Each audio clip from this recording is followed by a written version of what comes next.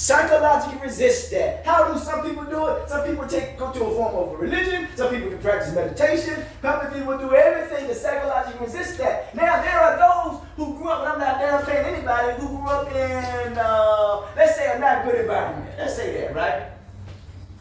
But yet they may get a little money now. Huh? And then they leave to what? The community or environment, ain't they, man? Yeah. So, but they go in there and they live in a little more comfortable environment, will maybe put them put them at maybe a little more at ease, but maybe not at what? At peace. Ain't that something, man? Because you can tell if they got a little money, if I may use this language, they still acting the same way from which the environment in which they came from, because they still have that same what? That same mentality. Ain't that some serious shit, man? Yeah. Huh? Yeah. So that's why we can't pretend to be something that what? That we're not. Nor to speak presumptuously. So now we want to get to the point of living in peace. Now what is peace? Some say peace is the absence of conflict. Some say that. You want to be at a point where that your thinking is so serene. That when your thinking is so serene, that it puts you at what? At ease. Huh? The way that you breathe, the way that you think, the way that you carry yourself, the way that you manage your emotions could put you at what? At ease or at peace. You figure it out. What puts you at ease and what puts you at ease and gives you the peace that you need. You have to figure that out. Controlling only what you control. That's there you go. That's for you. You see what he just said? Yeah. Control only what? What you control. And the thing that you need to control is your thinking, your mentality. Control that. You can't control whatever. Listen, whatever it is, that's what we call Trump or whatever it is they're doing. I can't control what he's doing. Mm-hmm. He gonna do what he gonna what? He gonna do fuck it. My man. More power to you, brother.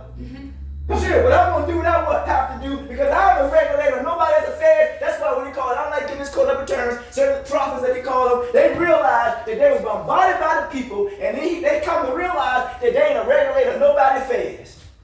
That people have to regulate their what? That's why I said to you, if you heard me before, I said that you can teach people other languages, but you can't teach them how to govern. That they must learn for themselves. The highest form of peace to me is self-governance. You think about that. How you govern your thoughts, how you govern your thinking, how you govern your attitude, how you govern your emotions, how you govern your attitude, how you govern your behavior. That's self-governance to me. That's to me that can put you on the path of the highest form of peace. That's how I come to conclude. Seriously. So now, look, we don't want this one to, live in hell, and then next thing you die or you rest in what? In peace. Oh, look, I'm trying to live in peace. So that's why I don't need anybody to disturb my what? My peace. As I said to you, I'm on a mission. I don't care what nobody say. Don't come in and disturb my what? Peace, man. Because let me tell you something, man. Peace really for me is all I got. That's all I got. I remember I was watching a movie called The Count of Monte Cristo, and somebody tricked him. Nice movie, by the way. I like that movie. Check it out. He took his wife and everything, and he got locked up. He spent about a certain amount of years, and next thing you know, the guy he was locked up beside had during the time of Napoleon, he had a treasure, and he had a map. And then after that, he became a count, and he got back all those people that was. Listen, that was putting them at what at ease. He was trying to find what big. And the lady that he was going to marry, she said, "Why are you so angry?" Or something. She said, "Why are you?" He said, "Because that's all I got." I said, "God damn." Yeah. That revenge put him at ease. Yeah. Now, I'm not saying you be revenge. What I'm saying is that we have to come to a point that what put us at ease and what makes us at peace. Let's look at it from a political sense, then, if I may. There are certain communities where there's certain people who don't want you coming there what? So put them at ease and come on, man. That's some hell of shit, ain't it, man?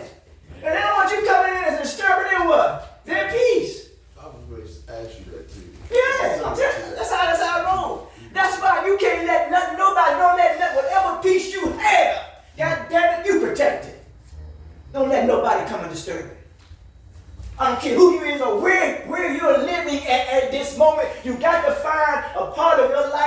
have peace, and the way to do it is to set what? Set boundaries. Set boundaries. I ain't telling you that. Am I telling you something wrong? You got to set them boundaries. That's real. Because when you set boundaries, you become at ease, then you may find that peace that you need because you look at the word peace and you spell it another way. It can speak what? P-I-E-C-E. You know what I'm saying? Which means I want a piece of what? Of something. Yeah. That's what. Huh? But my mind, I have imagination there. Don't y'all think, don't you think? I have imagination. I want a piece of